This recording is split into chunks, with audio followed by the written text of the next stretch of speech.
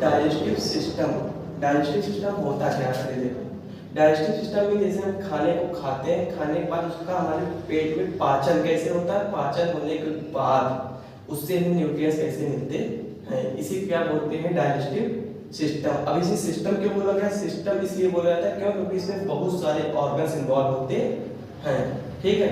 इसको हम दूसरे नाम से भी जानते हैं, जिसे क्या बोलते हैं, एलिमेंट्री कैनाल, ठीक। एलिमेंट्री कैनाल की हम लेंथ की बात करें तो ये 9 मीटर लॉन्ग होती है, बट क्या होता है, ये साइज के अकॉर्डिंग या बॉडी के साइज के अकॉर्डिंग ये छोटा बड़ा हो सकता है, ठीक है। अब देखते हैं हम डाइजेस्टिव सिस्टम में पहले बात तो देखें हम कौन कौन से ऑर्गन्स इन्वॉल्व होते हैं। उन ऑर्गन्स को हमें एक एक करके पूरा डिटेल में पढ़ना है। पहला क्या है? पहला है क्या? माउथ, ठीक। डाइजेस्टिव सिस्टम में सबसे पहले क्या होता है? माउथ। जब आप देखो, आप खाने को खाते हैं, कहाँ खाते हैं? अपने माउथ में खाते हैं, ठीक। कहाँ पे खाते हैं? माउथ में खाते हैं, ठीक। थोड़ा पहला ऑर्गन क्या है? माउथ। माउथ में देखो आप क्या करते हैं, खाने को रखते हैं, रखने के बाद क्या करते हैं, खाने को रखने के बाद उसको क्या करते हैं? चबाते हैं। चबाते हैं तो क्या होता है, चबाने के बाद हम क्या करते हैं, उसको जब निगलते हैं, निगलने में क्या आपको इन्वॉल्व होता है? फेरिंग्स। फेरिंग्स देखो, ये आपको जो दिख रहा है इसे क्या बोलते हैं? फेरिंग्स। फेरिंग्स का काम क्या होता है? हमारे खाने को अंदर पुश कराना। इस अंदर पुश कराने के प्रोसेस को क्या बोलते हैं? पेरिस्टाल्सिस। हमारे डाइजेस्टिव सिस्टम में क्या होता है? पेरिस्टाल्सिस मूवमेंट होता है। पेरिस्टाल्सिस क्या होता है? पेरिस्टाल्सिस मतलब होता है कि आपका भोजन आपके हर एक ऑर्गन्स में जैसे आगे बढ़ता है, उसे क्या बोलते हैं? पेरिस्टाल्सिस। उसके बाद क्या होता है? ईसोफेगस। ईसोफेगस मतलब क्या होता है? ये देखो, आप देखो, ये ईसोफेगस आपकी है, ठीक। ईसोफेगस, इसका काम क्या होता है? इसका काम होता है, इसके में पहली बात तो डाइजेशन नहीं होता है, ठीक। इसका काम होता है सिर्फ ये फूड जो आपके अंदर आया हुआ है इसको सिर्फ स्टमक तक पहुंचाना।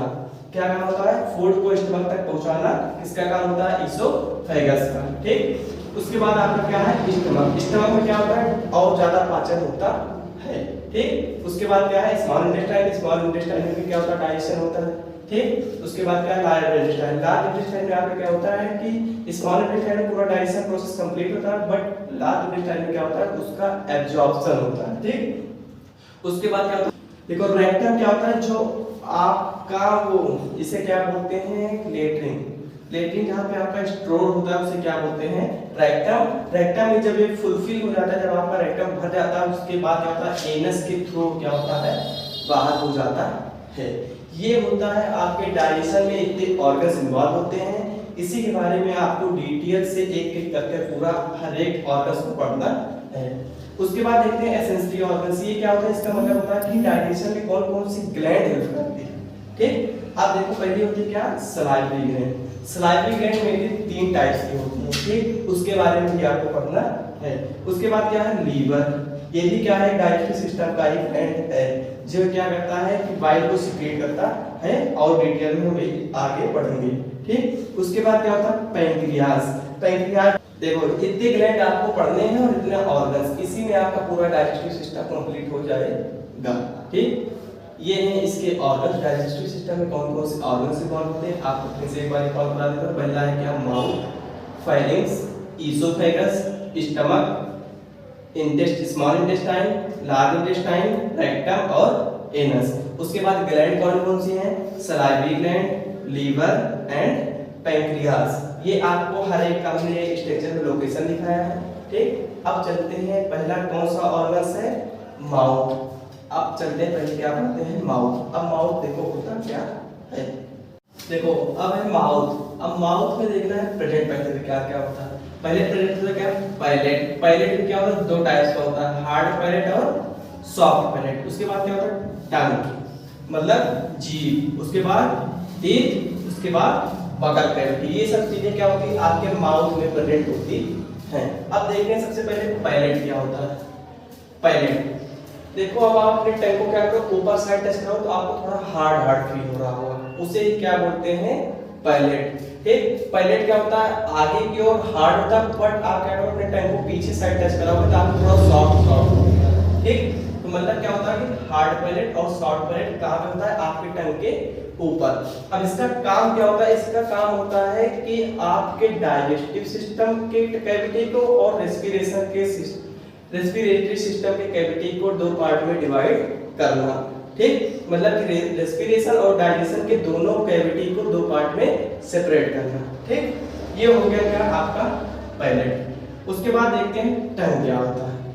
ठीक, टंग तो आप देख लिए क्या होता है, जैसे आप बोलते हैं। ठीक, उसके बाद क्या काम होता है, इसका फूड को मिक्स भी करने में क्या करता है, आपका टंग ही हेल्प करता है। अब देखते हैं टंग में क्या क्या चीजें प्रेजेंट होती है। पहला क्या है, ये हो गया आपका टंग का क्या स्ट्रक्चर ऑफ टंग। देखो इसमें क्या होता है, आपको 4 टाइप्स के टेस्ट फील होते हैं। पहला क्या होता है, बिटर मतलब तीखा, सॉस, सॉल्टी और स्वीट्स। ठीक, अब ये टेस्ट आपको मिलते क्यों, क्योंकि इसके ऊपर प्रेजेंट होते हैं क्या, टेस्ट बड्स। इसके ऊपर प्रेजेंट होता है क्या, टेस्ट बड्स। इसी की वजह से आपको टेस्ट मिलता है। आगे को टेस्ट बड्स क्या होते हैं, उसकी संख्या क्या होती है, कम होती है, और ये क्या होते हैं, छोटे छोटे होते हैं। बट क्या होता है, जैसे ही आप अपने टंग के पीछे की ओर जाएंगे उसकी संख्या बढ़ती जाती है और टेस्ट बड्स भी बढ़ते जाते हैं। आपको पीछे की साइड में टंग में आपके पीछे की साइड आपको तीखा लगता है, इसीलिए देखो आपको तीखा ज्यादा लगता है। क्यों, क्योंकि यहाँ टंग में पीछे की साइड टेस्ट बड्स की संख्या भी ज्यादा है और जो टेस्ट बड्स हैं वो हमें क्या बड़े बड़े भी हैं, इसीलिए आपको तीखा सबसे ज्यादा फील होता है। और स्वीट क्या होता है, आपको आगे साइड फील होता है। फिर ये क्या है, सॉल्टी, ये भी क्या होता है, आपको इधर साइड यहाँ फील होता है, इस साइड में। और ये क्या होता है, सॉस मतलब क्या होता है, नमकीन, आपको इस साइड में फील होता है। ये तो हो गया आपका टंग। पहले आपने देखा क्या होता है, उसके बाद टंग आपने देखा क्या होता है। अब उसके बाद बात करते हैं क्या, तीत क्या होता है, तीत आपको देखते होंगे, खाने को काटना, चबाना। ठीक, ये सब क्या होता है, तीत का काम होता है। तीत देखो, तीत आपका एक होता है मिल्क तीत, जिससे क्या होते हैं डेसिडुअस। उसके बाद क्या होता है, परमानेंट तीत। मिल्क तीत की संख्या क्या होती है, 20 होती है। परमानेंट तीत की संख्या क्या होती है, 32 होती है।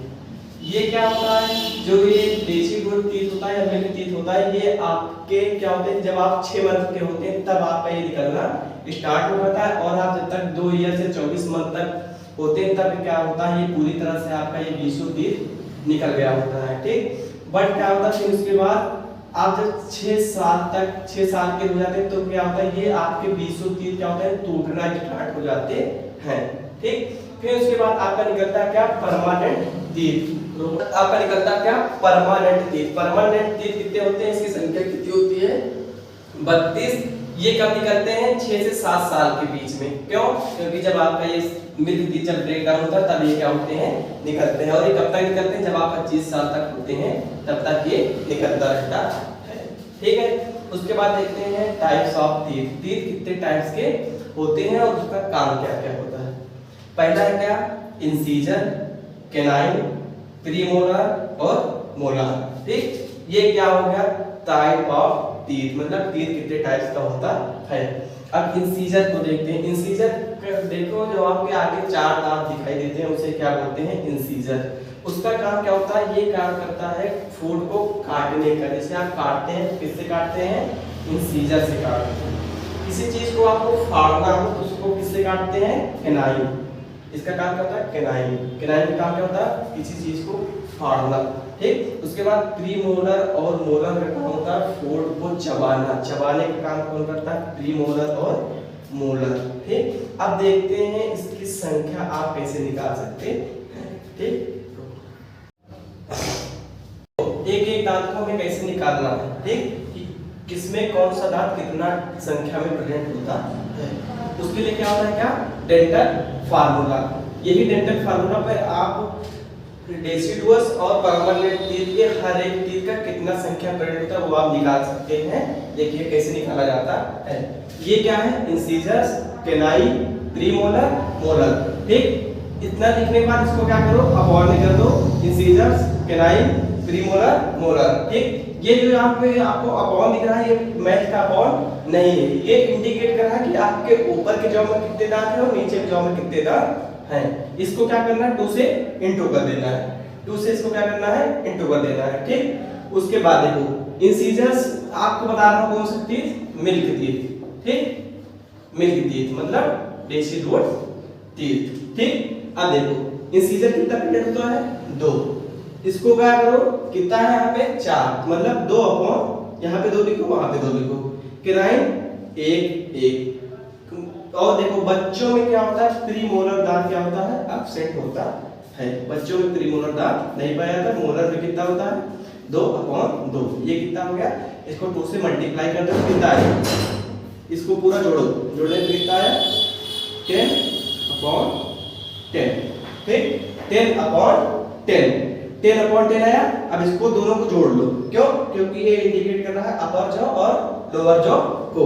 ठीक, अब दोनों को जोड़ो, कितना आया 20 टीथ, कितना आया 20 टीथ। ठीक, यहाँ पे देखो आपको हमने बताया था कितने दांत होते हैं 20, यहाँ पे कितना आया 20। अब हमें देखना है कि एक एक दांत को हम देखें कि एक एक टीथ कितना, इंसिजर कितना प्रेजेंट होता है, कैनाइन कितना प्रेजेंट होता है, प्रीमोलर कितना प्रेजेंट होता है और मोलर कितना प्रेजेंट होता है। ये कैसे निकाला जाएगा, ये निकाला जाएगा, देखो 2 है 2 है, इसको दोनों क्या करो आप जोड़ लो, कितना हुआ 4, फिर से क्या करो 2 से मल्टीप्लाई, कितना हो जाएगा 8। ठीक, अब क्या करो, ये 1 है ये 1 है। ठीक, इसको जोड़ो, 2 से क्या करो मल्टीप्लाई, कितना आएगा 4। ये क्या है 0, मतलब क्या हुआ, प्रीमोलर क्या है आपका एब्सेंट है। ठीक, उसके बाद क्या है मोलर, मोलर क्या है 2, ये 2, 2 2 4, 4 से क्या करो 2 से मल्टीप्लाई, इसका संख्या कितना होगा 8। अब इसको पूरे को जोड़ो, ठीक, पूरे जोड़ने क्या आएगा 20। ये हो गया क्या, मिल्क टीथ में कितने दांत प्रेजेंट होते हैं, उनकी संख्या कितनी होती है।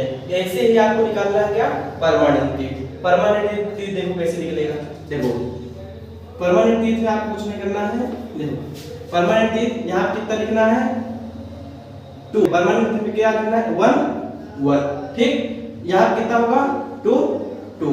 ठीक, अब देखो ये मोलर टीथ कितने होंगे 3 3, इसको क्या करो सबको जोड़ो, कितना आएगा 8 आएगा। 8 से 2 को मल्टीप्लाई करो, कितना आएगा 14। ठीक, इसको जोड़ो, इससे क्या करो मल्टीप्लाई, कितना आएगा 16।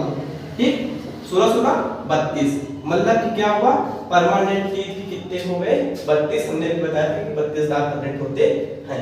अब देखो एक एक दांत निकालना कैसे निकालोगे, ठीक वैसे ही सेम करना है, इसको जोड़ो, इससे मल्टीप्लाई, क्या होगा 4 4 दूनी 8, ये भी क्या होगा 8, ये भी क्या होगा 4, ये क्या होगा 4। ठीक, अब देखो इसमें 2 2, इसको जोड़ो, इससे मल्टीप्लाई, कितना आएगा 8। ठीक, अब इसको जोड़ो, इससे मल्टीप्लाई, कितना आएगा 12। अब आप इसको पूरे को जोड़ेंगे तो आपको कितना आएगा 23। ये होता है क्या, आप ऐसे ही पूरे दांत को निकाल सकते हैं कौन किसमें कितना दांत प्रेजेंट होता है। बच्चों में क्या होता है प्रीमोलर दांत प्रेजेंट होता है। आगे का टॉपिक नेक्स्ट वीडियो में।